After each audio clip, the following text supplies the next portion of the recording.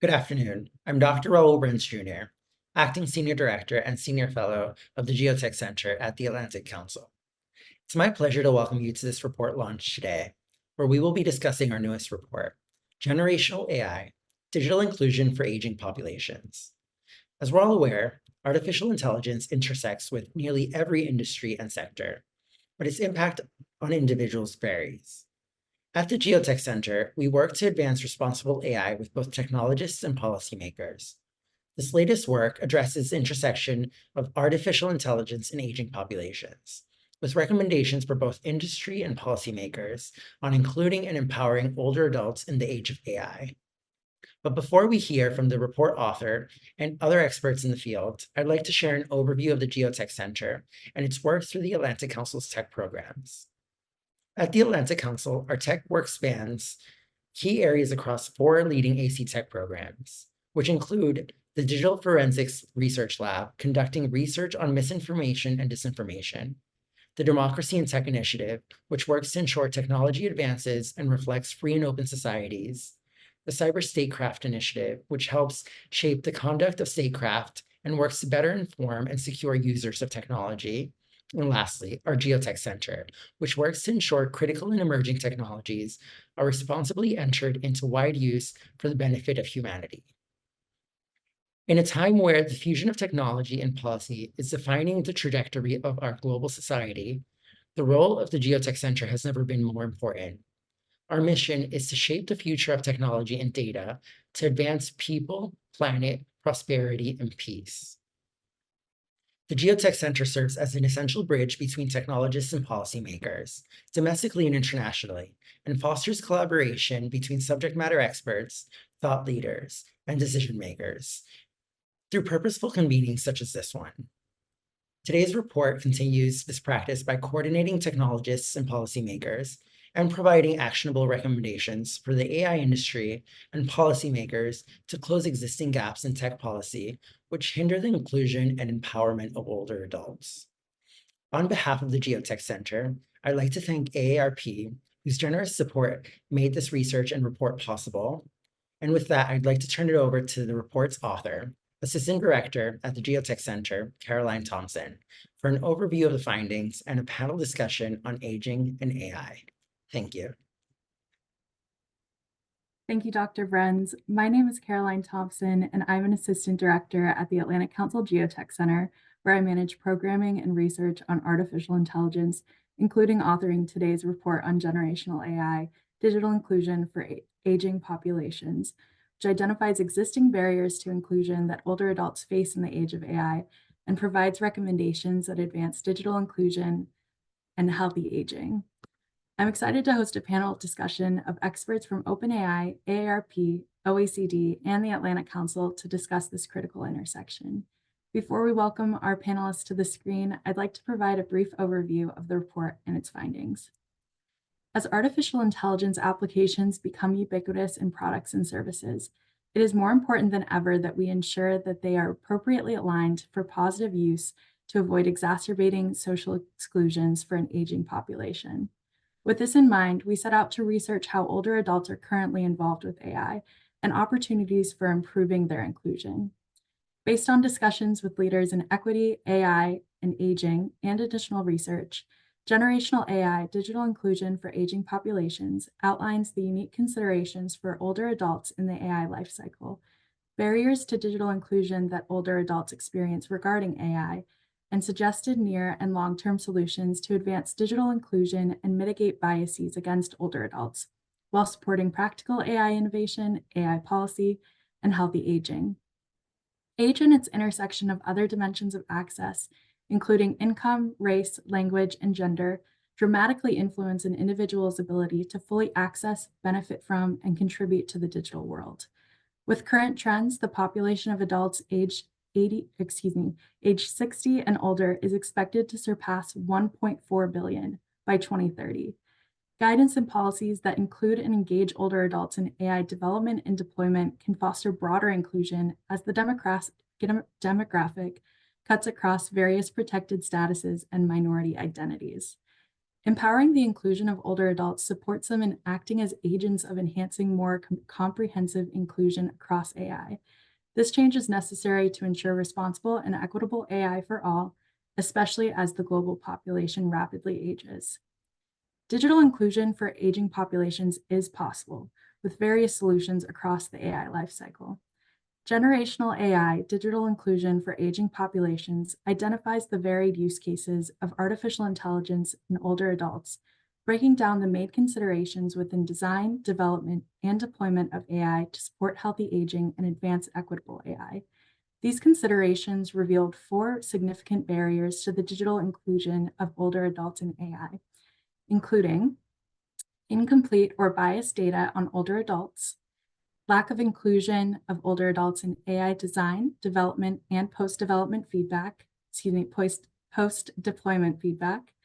limited digital literacy and algorithmic awareness of older adults, and adaptive monitoring and evaluation. To address each of these gaps, our report puts forward a couple of priorities suggested for the multi-stakeholder field of AI development, deployment, and governance. These priorities are forging data inclusion and transparency standards, empowering user education and literacy for older adults, while ensuring proportional and appropriate modes of consent, and establishing a standard of care through monitoring, evaluation, and impact assessments. Interoperability, connectivity, literacy, transparency, and inclusion merge as key themes to help identify the existing gaps within the intersection of AI and aging. These themes are visible across recent policy efforts and can be made even more impactful by recognizing their intersection with specific communities, such as older adults. The recent developments in guidelines, frameworks, and agreements signify a positive shift toward enabling digital inclusion for older adults. These developments are crucial to safeguard against biases inherent in AI-enabled technologies, biases that can significantly impact older adults throughout the various stages of the AI lifecycle. The path forward demands not just the inclusion of older adults in AI, but also their empowerment. As AI products and services become intertwined with daily life, advocating for the rights and needs of the aging population becomes even more critical. This approach will pave the way for an equitable landscape where older citizens are not merely passive recipients, but active contributors and beneficiaries of the AI revolution. If you'd like to learn more, the full report is now available on the Atlantic Council website at atlanticcouncil.org. To further discuss the necessity of digital inclusion for older adults in the age of AI, we're hosting a panel today, and I'm happy to welcome our esteemed panelists from OpenAI, AARP, the Atlantic Council, and the OECD. First, we have Joanna Shelton. Joanna Shelton currently serves as the External Affairs Lead for U.S. Policy, Partnerships, and Global Affairs at OpenAI. In this position, she leads OpenAI's strategic work with third-party stakeholders, including technology policy organizations, think tanks, civil human rights organizations, and consumer groups. Joanna's expertise in technology and government spans nearly 3 decades, having previously led Google's engagement with the White House and executive branch as Director of Government Affairs and Public Policy, staffed members of Congress, including the House of Representatives Telecommunications and Internet Subcommittee, and worked at the Federal Communications Commission. Welcome, Joanna. From AARP, we have Michael Phillips. Michael Phillips is the Director of Technology, Strategy, and Partnerships at AARP and is dedicated to supporting AARP's important social mission through digital inclusion.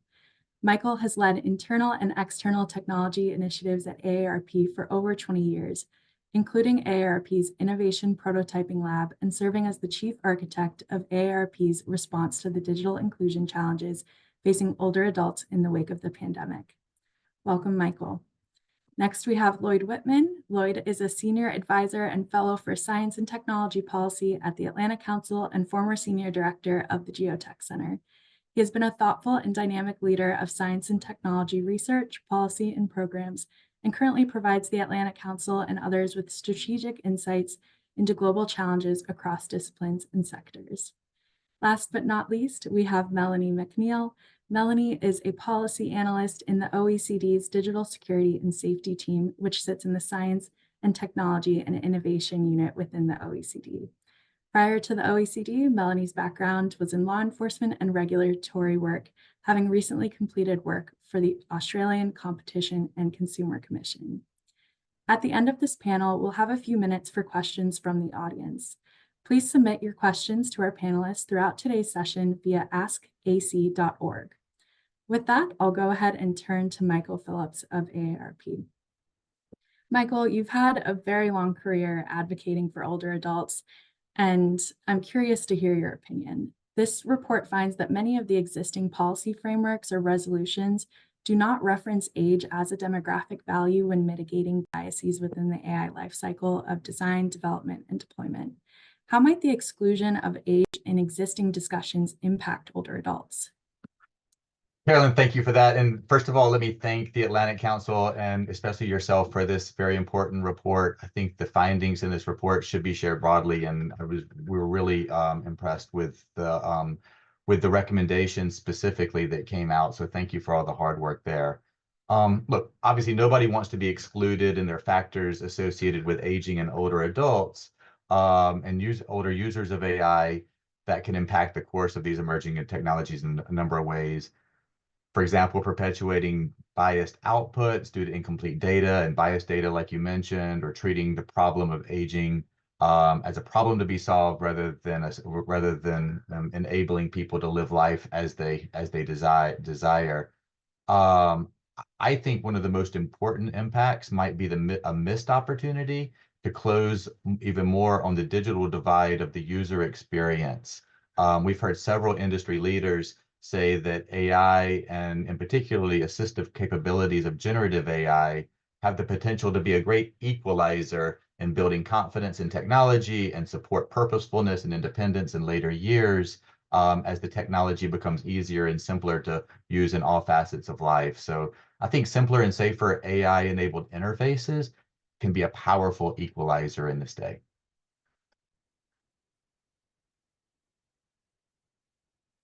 Excuse me. Thank you, Michael. Appreciate that perspective. Inclusion, especially in the design and development, working with interfaces, as you mentioned, is a big part of this report. And one of the findings that was really advocated for by the experts that we interviewed for the report. In this thread, how do you think we could encourage age-inclusive AI development further? I know AARP has some programs where they work to connect older adults with technology. Where do you see these opportunities for advancing that work? Yeah, and I think the report does a great job of articulating this as well, involving people across all ages in the design phase, the iterative development, and then the deployment of safe and trusted AI experiences is going to be key going forward. Not only in the usability, but in the trust that society takes in AI. I think understanding the use cases and the unique circumstances that are associated with different life stages in later years is important. Sensory abilities, housing situations, the well-being goals that people have, jobs to be done. These are all things that are unique, often to people who are aging and through different life stages. I think that AI development processes have to consider these unique needs of the aging population in order to positively impact people's lives and not make further complexities and build mistrust in technology. AARP has started partnering with some UX developers to share insights on 50 plus and what their experiences are, what their expectations look like, and I think how AI gets embedded into all of the different life stages every day. And in the deployment phase, kind of how people learn to utilize these new tools, these new capabilities in their own lives. We're trying to get the word out through our content channels, through our training partners like Oats and Senior Planet, and we have partners like OpenAI who have come and helped us to do that. I think it's addressing the design, the iterative development, and the go-to-market strategies and adoption strategies that's going to make a difference. Great, thank you for that perspective, Michael. You mentioned working with industry partners such as OpenAI. We have Joanna here today, so I'm curious to hear her perspective of how OpenAI is working to promote inclusive design when developing its public AI applications, especially since it's at the forefront of these discussions around AI development and deployment. Thank you for having me, and thank you for this really important and very digestible report. So we were thrilled to read that over the weekend. We really value these conversations with both experts and general users of our technology. I think time and again, society has proven resilient to technological change, but we all know that that takes planning and support. So thank you for holding this today. OpenAI is an organization that researches, develops, and releases AI technology with the mission of ensuring that it benefits all of humanity. So, helping society prepare and manage this AI transition is not just part of our values, but it's our central mission. We're committed to promoting inclusive design practices to ensure that all our products are accessible, fair, and beneficial for all users, regardless of their background or abilities. So, developing AI models requires teaching them intelligence, such as the ability to predict or reason or solve problems, aligning them to human values, and also making sure they're safe in deployment. We conduct rigorous internal and external testing. We engage experts for feedback in the pre training process and beyond. We build and reinforce safety and monitoring systems, and we provide resources to help people use our models responsibly. We also deploy our products iteratively and very much designed to help bring the public along on where the technology is headed. We have ongoing research in areas like digital identity and contextual AI. And we're also looking at learnings from, for example, Japan on older populations' use of technology. So, as Michael said, those use cases are very valuable to organizations like ours that are designing and deploying the models.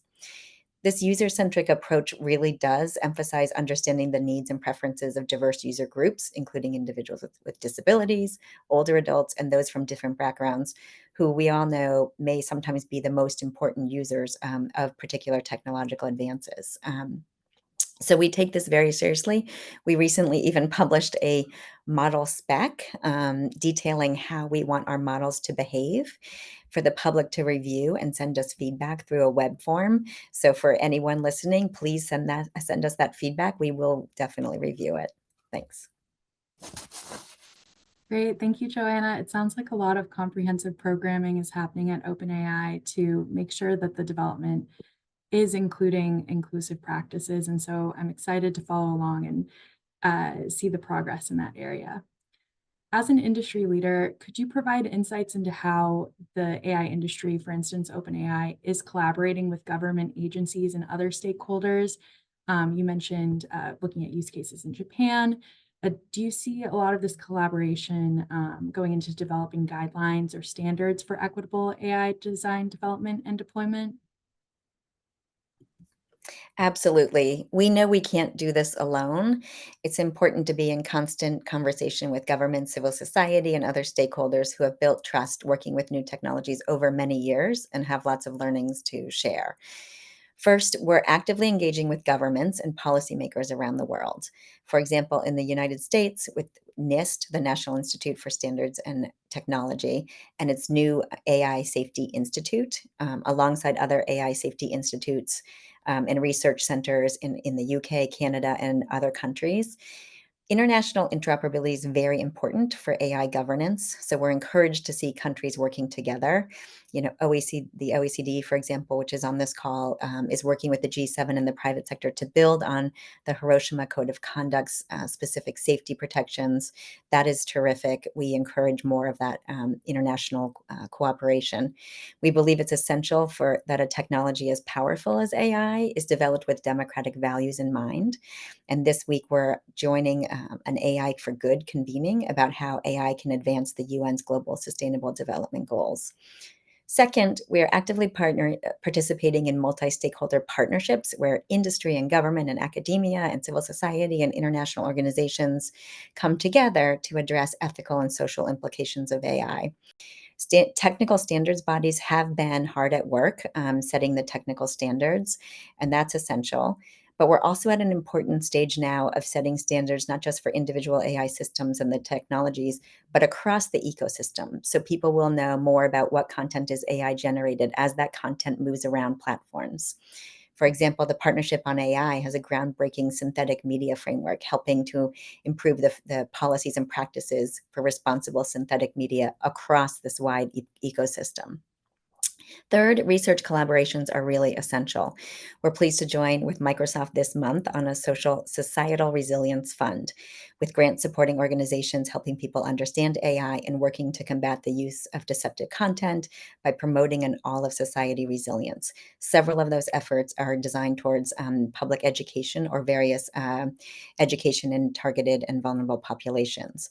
And through that fund, we're very pleased to be working directly with organizations advocating for the needs of older adults like AARP.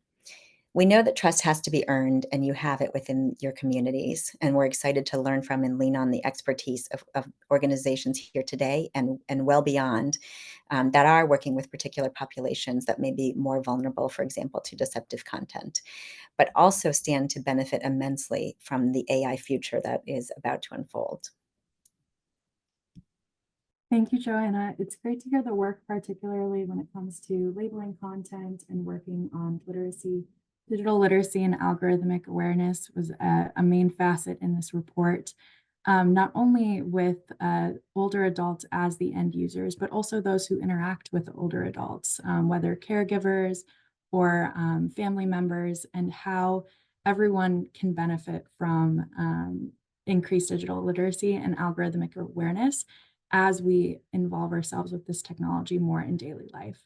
Really appreciate your perspective, and it's great to hear how long OpenAI has been working on this. I think sometimes with the AI conversations, we think that things are very recent, that it all just started 2 years ago, but in reality, there's been a lot of great research on this for decades.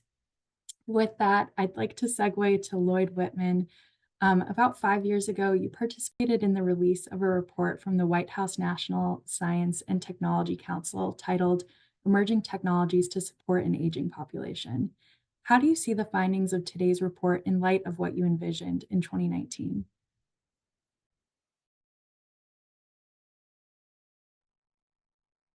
Thanks, and thanks for having me back to talk about this. It's great to be back at the Atlanta Council online. So the state of AI-enabled technology has certainly changed a little bit in those 5 years since that report was started. But many of the challenges to ensuring that technology benefits aging populations remain. So I was really happy to help instigate this partnership between the Atlanta Council and the AARP to revisit this topic with a focus now on AI, including generative AI. A little bit about that report. It's really interesting to go back and look at it. It was released in March of 2019, and you can, if you Google technology for aging 2019 White House, you'll find the report. It was actually started as a White House task force focused on R&D for technology to support aging adults at the end of the Obama administration, and then actually carried through and completed and released during the Trump administration in March of 2019. Looking back at that time, really in the sort of technology world, AI was really primarily looked at through a machine learning lens as a means to provide insight into data, including things like data from sensors and those kinds of things, or health data. So while the report focused broadly on technology as an enabler of capabilities, functional capabilities critical to people as they age, it actually sort of presciently did call out a few things about AI's potential. It talked about AI for medication management. It highlighted AI for communication, saying perhaps there might someday be real-time translation, which we now almost take for granted over the last year. And then things for like assessments of individual well-being by monitoring sense and other data. And a lot of those applications actually all exist today and sort of behind the scenes. It also called out some interesting things that you see there, the need for representative data from this population, things that we still are talking about in this report, highlighted the need for continuous evaluation of new technologies. Again, another thing we're still talking that you found is still an issue, and something I'll come back to again and again, the importance of addressing caregiver needs and the roles of caregivers in these communities. Something that is different, I think that emerges now is, I think there's a little bit of of a division now in sort of the technology and even in the policy and conversations between what I'll say is AI as maybe a general purpose computing capability that's now integrated in technologies that people don't necessarily see and don't talk about so much, that just provide better capabilities in things like healthcare diagnostics or things that are happening routinely as you interact with technology and you're not really aware of it. And in those cases, we still have to worry for this population about data inclusion and consent, where so those are things are going on in the background. We got to make sure that they give you good information and good capabilities for older people. Then, I think what's really different now is the number of where you really have to pay attention is these outward facing applications where humans are directly interacting with AI through things like generative AI chatbots. And in this case, where as everyone's been talking about, what's really, really important is engagement in the design, issues of transparency, trust, and then of course training and getting people to know what these tools, how to use them and what they're doing and when you can use them and when you need to worry about them. Great. Thank you so much, Lloyd. And with your background, you come from kind of a unique perspective where you have served as both a scientist and a policy advisor, participating in both the technical and social side of policy.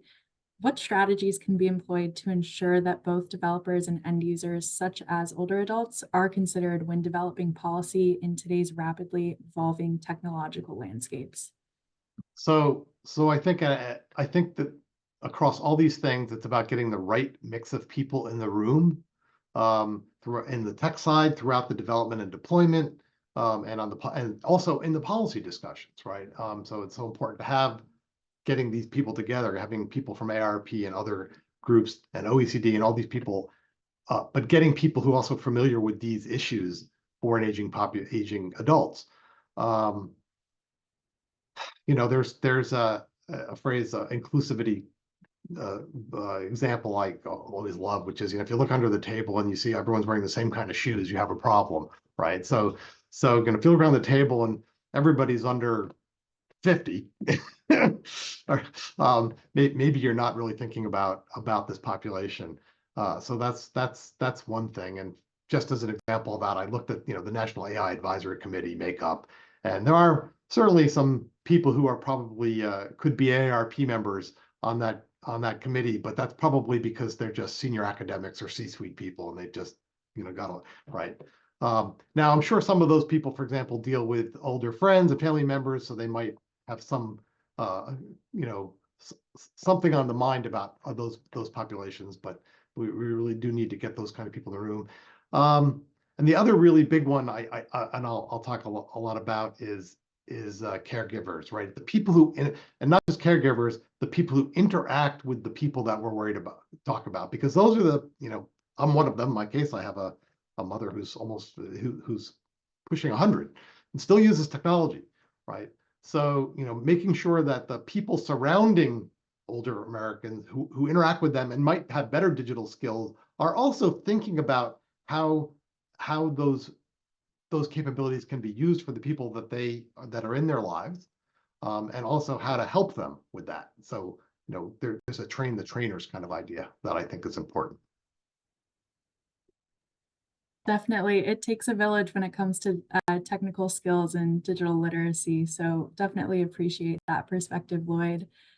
With the conversation so far, we've touched quite a bit on recommendations more at a national level with the United States and its AI policy in particular. At the OECD, Melanie and her team are working on international strategies. So I'll go ahead and turn to Melanie for some questions. Melanie, could you describe for us some of the values of the OECD and how these work across diverse populations to advance human-centric AI? Sure. And thank you for the invitation to be here as well. It's great to be in a room with so many people working on this really important issue. So the Organization for Economic Cooperation and Development, we're an international organization that works to build better policies for better lives. And the work that we do provides an evidence base and helps inform policy development and reform around the world. So our work is driven by core values. We don't have political or commercial affiliations, but the core values that guides the OECD work generally is around being objective, open, bold, pioneering, and ethical. But when it comes to AI development, this is a space that the OECD has also been involved in for a long time, and we have AI principles for human-centric AI. So this work was undertaken with the OECD AI Policy Observatory and the OECD AI Network of Experts. So we have 5 values-based principles for trustworthy human-centric AI, which is inclusive growth with sustainable development and well-being, respecting the rule of law, human rights, democratic values, including privacy and fairness, transparency and explainability, robustness, security and safety, and the last one is accountability. So they do match up with our general organizational core values. But because our role is to provide the evidence and policy advice for countries to then implement their own policies, we have recommendations for AI for national policies as well, for AI ecosystems and to benefit societies as a whole.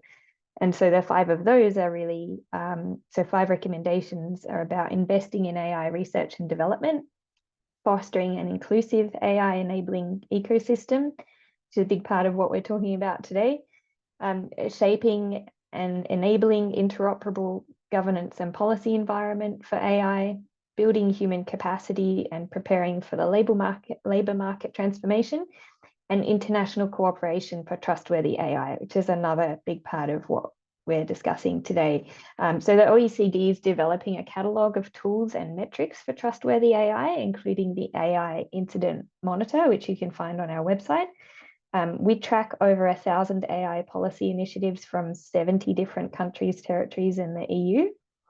The work that my team is doing is focusing on building a more trustworthy and safe digital environment, addressing issues such as transparency of online platforms and meeting the needs of vulnerable groups online.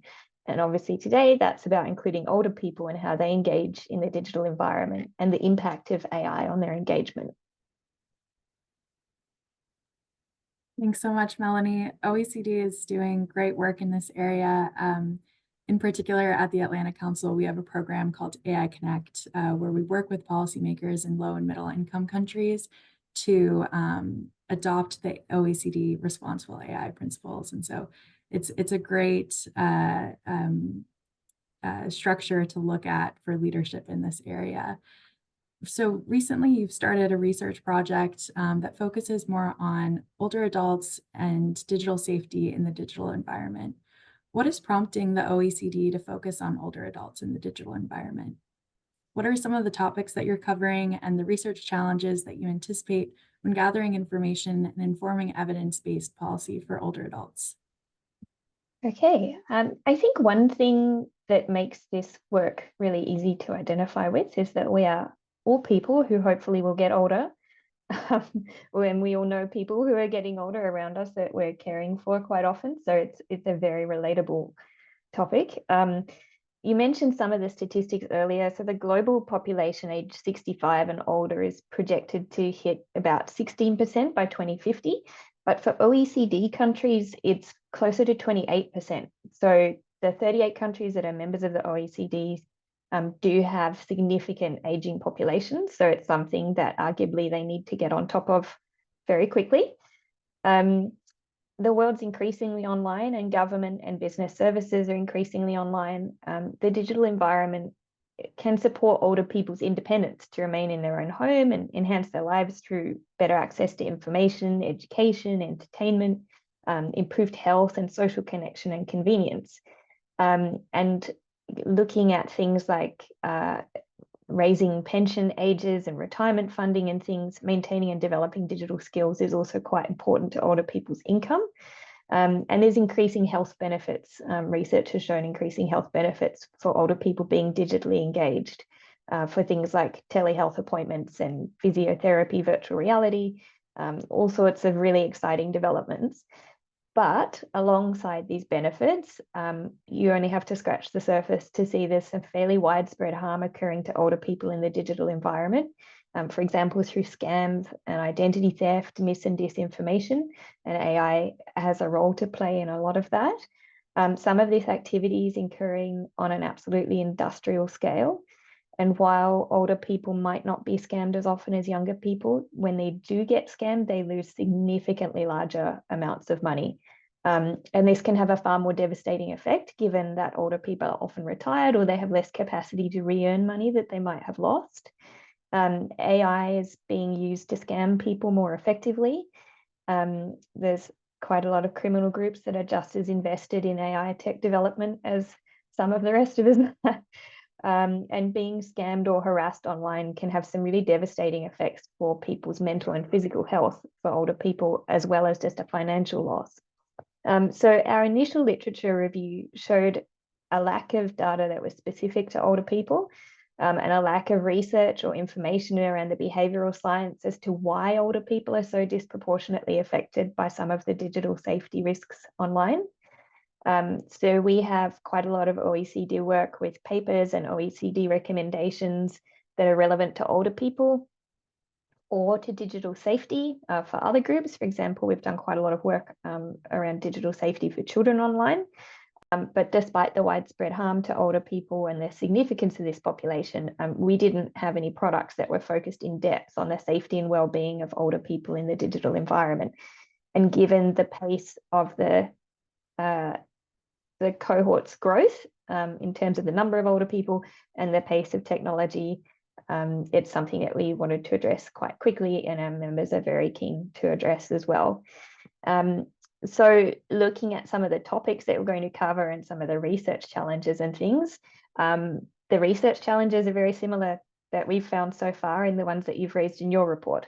So our work is in the quite early stages. We've just started our project, but we've found a lack of data specific to older people. A lot of really useful surveys and empirical data caps out at the age of 65, which is incredibly frustrating. Measures of certain harms and benefits to older people are not consistent or comparable even within countries, let alone between countries. Older people from a policy point of view are regularly lumped together, even though they're a really large and varied cohort. So if you think about teenagers or children, for example, that might be a period of time that covers, say, 5 to 15 years of different ages that you're talking about. But older people is generally anyone above 65. So thinking about someone who's 65 and someone who's 100, they might have quite different needs and experiences of the digital environment. And that really comes across in some of the simplistic nature of some of the research that we found. We suspect, similarly to some of the work on digital safety for children, there's regulatory fragmentation and a lack of clear accountability for certain risks. And another issue that we're really finding with older people is the underreporting. So underreporting of scams and online harassment and things like that makes those issues quite difficult to understand. And there's quite a role of ageism going through this whole thing, which really affects the data. So older people can be wary of reporting money that they've lost to a scam, for example, or asking for help to use certain pieces of technology because they don't want to reinforce a lot of the ageist stereotypes that exist. They can even internalize those, and particularly with scams, if they lose money, there's a risk that perhaps their family might take some of their financial independence as a result of that, which isn't necessarily always helpful. So our project is going to look at the risks of digital engagement for older people, the benefits, and then the policy suggestions for ensuring that older people are safe in the digital environment. We're concerned that if older people are not safe online and they have some of these bad experiences, they'll stop engaging, or if they hear about it, they won't start. They won't be keen to learn how to be digitally engaged. And the real problem with all of these risks is everything that they miss out on now and the increasing amount of things in society that they'll miss out on in the future. So for risks, we're going to be looking at scams, adverse health effects, digital security and privacy risks, online harassment or abuse, including technology-enabled family violence, so elder abuse, mis and disinformation, and how these things are impacted by things like ageism, help seeking, and also the advances in AI. But then we will look at benefits. So that's things like the convenience and independence, lifelong learning, entertainment and hobbies, improved social life, improved finances and health benefits that can come from all of that. And then the last step is the policy recommendation work. So bearing all the research in mind, what are the policy considerations that we think regulators, government, and civil society and other people can benefit from? And we'll be seeking input from those parties and focusing on older people's input into this work along the way as well. Great. Thank you so much, Melanie. Really looking forward to seeing that work continue. A lot of the topics that you touched on, as you mentioned, are things that we realized in this report as well, particularly the fact that older adults are typically grouped into a large subset. You know, when you fill out surveys, you have 21 to 25, 25 to 30, and then you get to 60 or 65. And like you said, it goes all the way to 100, even though the experiences of those adults are so different in each stage of life based on their abilities, their other demographic information, lots of cross-cutting variables there with experiences with technology. We also saw a lot of similar things to what you mentioned, where there's a tendency for stigma or ageism within technology, whether how it's developed, even the use of it, and it can create a negative feedback loop where if you aren't included in the technology to begin with, you don't use it, and then it just creates this gap that widens and has some pretty large societal implications. So it's really great to see that this work is going forward. Really appreciate all the information you provided today. And after that, I'll turn back to our whole panel. I'll remind our audience members that you are able to submit questions via askac.org. That's askac.org for our panelists who are happy to take your questions today. For the panel, I'll provide a quick refresher. So the report provides 3 recommendations to improve digital inclusion for aging adults. The first recommendation is forging data inclusion and transparency standards to integrate the experience of older adults in AI design and development. The second is empowering user education and literacy for older adults while ensuring proportional and appropriate modes of consent. And the third is establishing a standard of care through monitoring, evaluation, and impact assessments. From the panel, from your perspective, what will be the most important or impactful way to empower older adults in the age of AI? Michael, I'll go ahead and start with you. Yeah, I think that's a really hard question. I think being responsible and intentional about data inclusion, as you said, to fight age bias is important through both regulatory standards and through thoughtful internal industry processes. The OECD principles that Melanie mentioned are a terrific starting point, so I appreciate that. Certainly ensuring digital skills or keep pace in the age of AI is critical, especially in addressing fraud and scams and digital safety. I have a lot of passion around co-creating in this new world with the inclusion of diverse perspectives across ages that'll help everyone benefit from all of these opportunities that we're talking about. As mentioned earlier, the developer community often skews younger and doesn't always have the full understanding of how others may benefit from these amazing creations and what the negative impacts can be as well. Johanna mentioned research, and I think we're all learning together how AI can empower people through life stages. And we can think of many ways beyond just healthcare opportunities that are often mentioned of how AI can be assistive in connecting people to each other and being productive and lifelong learning, mobility and independence, coordinating caregiving teams, as Lloyd mentioned, navigating the complex tasks that we all have to face, especially in later years, and some of those complex tasks change, and even inspiring new and creative ways of expression. I think at AARP, we're really addressing the range of potential risks associated with AI and promoting responsible policies and deployments of AI. And we're also hopeful that AI can be a great equalizer and enabler within the digital world. Great. Thank you, Michael. Lloyd, would you like to jump in?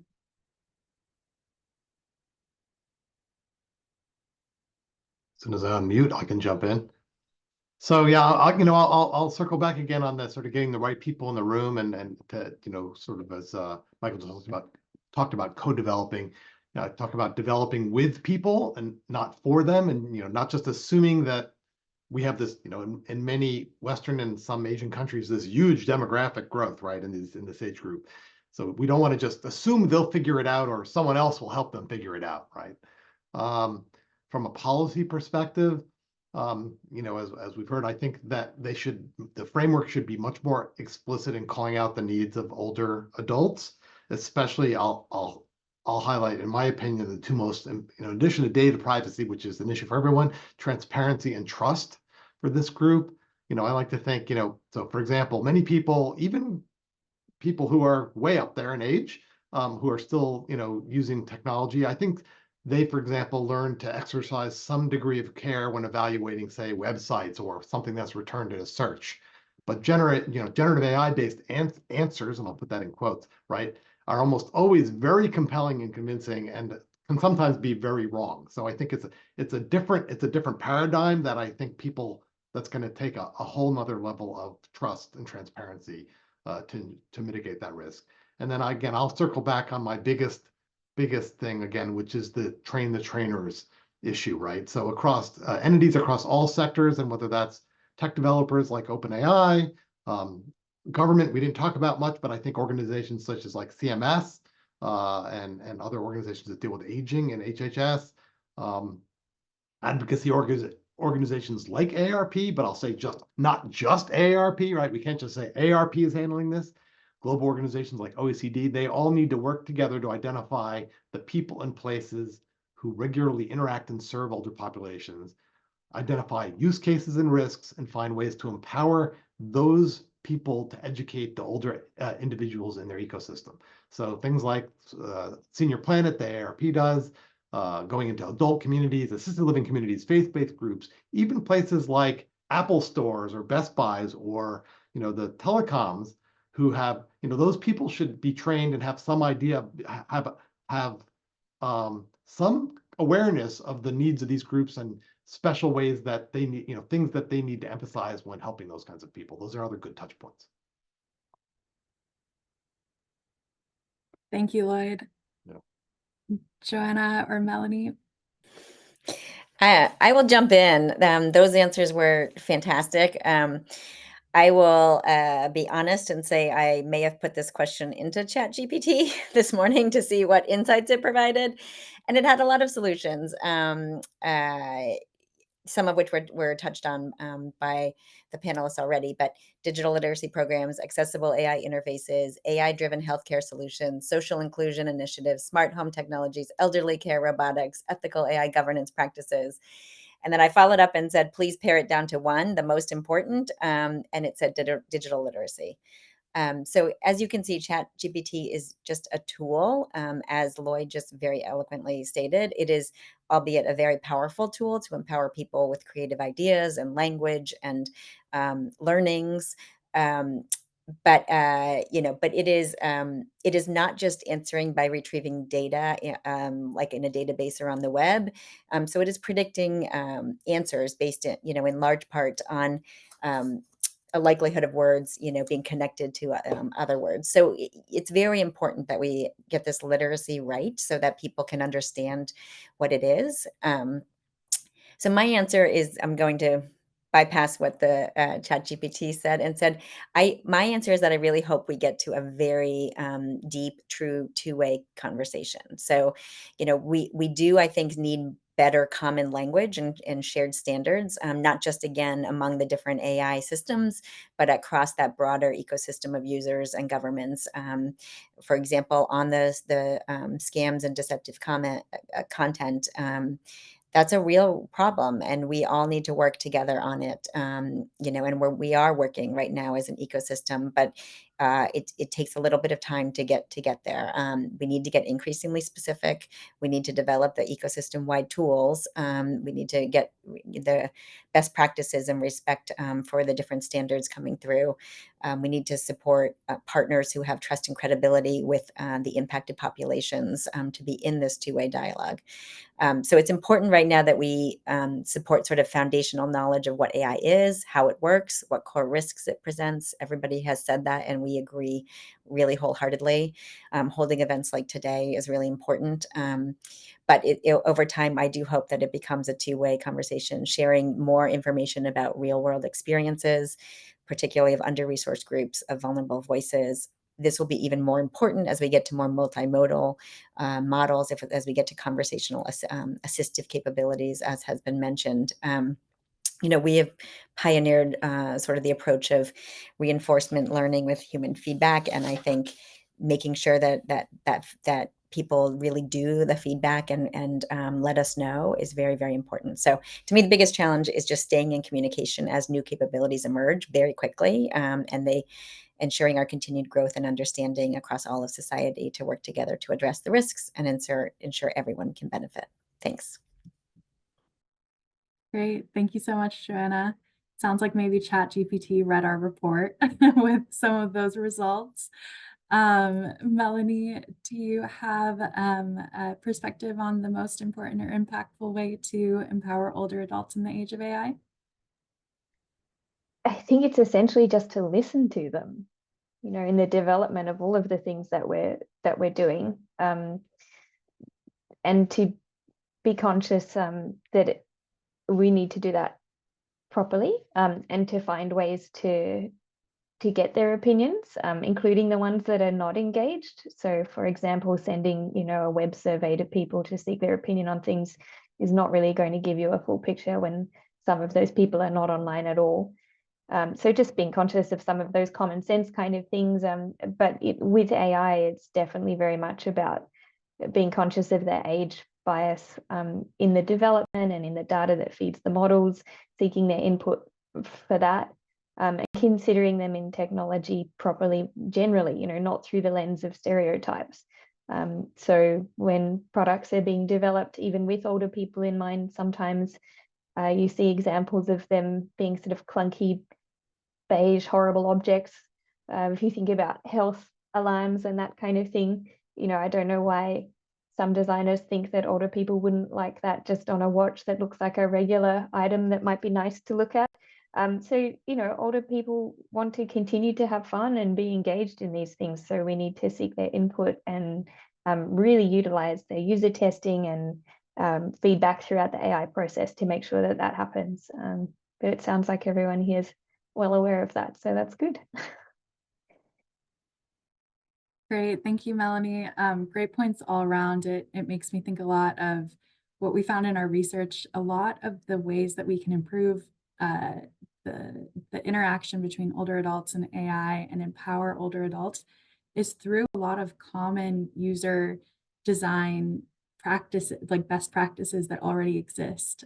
We don't necessarily need to reinvent the wheel with how we approach AI development compared to technologies that already exist. And we can create tools for fun and for entertainment and not just isolate interactions of older adults and AI to health tools, and make sure that they are involved in the process the same way that any other age group is, to create an equitable landscape. With that, I'll go ahead and turn to one of our questions from the audience. So the first question we have is, how can we mitigate or even reverse negative associations older populations have with advanced technology like generative AI that are inhibiting their ability to leverage it? I can give a perspective on that. We do a lot of qualitative and quantitative research with our members, with our millions of members, and we hear over and over, people want to be able to trust, and they want simple and they want explainable technology. So I think the more we can mitigate the risks in safety and trust and fraud and scams, and not put that ownership on the user, to learn how to do it, but actually build it into the systems, build it into the safe systems. That's going to build trust. And then multimodal has been mentioned a few times. There's an enormous capability for generative AI to use multimodal interfaces to make all technology simpler to use. And I think that's another big opportunity to build trust. Thanks, Michael. Yeah, well, I wanna make a comment, a slightly different one, that there's a lot of interesting data. There's Pew data, some data that Google has commissioned that shows a really interesting phenomena in the United States in particular, that the people in the US globally, the whole population has a much more negative view of AI than almost the entire rest of the world. All right. So some of that so when I talk about the, sort of the trainers and the influencers and the people in the community, that may actually be part of that. It's not just the older group that has some of these negative things. It's a problem within the United States that I think is actually quite significant. But so I will come back again that this is a case where it's a system level problem that's going, so that needs to be addressed. And I can talk about some of the interesting things with the US population and tech right now, but I think it's part of a global issue, specifically in the United States. Great. Thank you, Lloyd. All right, Joanna or Melanie, any perspective on mitigating or reversing these negative associations that older populations or general population may have with AI tools? I wanted to hear the rest of Lloyd's insights there, but no, I mean, this is like, again, this research and this data is so valuable. I think we are strong believers that as the more people touch and use and feel the technology, the more they will be more comfortable and more literate. And we were thrilled to to make some of our new capabilities available at our free level, and hope that will help do that. But big proponents of the train the trainers and coming together with these organizations that again we think know these communities best and really want to hear from them what more can be done. I think this is, as has been said, it's a system-wide problem and we all need to work together. So I want to listen more, per Melanie. Yeah. Sorry, you'll have to excuse me.